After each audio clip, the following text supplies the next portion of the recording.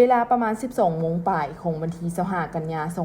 2025ได้มีคนหายส่งขุนใส่อาวุธศึกบุกเข้าปุ้นฮานคำที่ตั้งอยู่บ้านสีมุงคุนเมืองน่านเขงหลวงพะบาง โดยใช้เวลาบ่ดนคนหายก็สามารถเอาคำฮูปพันธ์มูลค่าหลายพอสมควรหนีไป หลังจากนั้นเจ้าหน้าที่กำลังป้องกันชาติป้องกันความสงบเขงหลวงพะบางก็ได้ออกเคลื่อนไหวปฏิบัติหน้าที่ไล่โซกไล่จับใช้เวลาบ่ฮอด24 ชั่วโมงหลังจากเกิดเหตุก็สามารถนำจับตัวคนหายได้ครบทั้ง2คนคือในตอนบ่ายของวันที่25 กันยายน 2025หรือหลังจากเกิดเหตุได้บ่ดนเจ้าหน้าที่ก็สามารถนำจับตัวคนหายคนที่1ชื่อ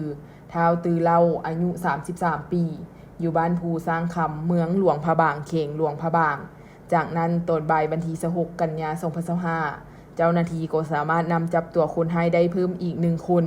ชื่อท้าวปิกอยู่เมืองจมพิษเขงหลวงพะบางปัจจุบันเจ้าหน้าที่พร้อมดำเนินการสืบสวนสอบสวนเพื่อนำเก็บกู้ทรัพย์สินกลับคืนมามอบคืนให้เจ้าของทรัพย์และดำเนินคดีกับพวกเกี่ยวตามกฎหมาย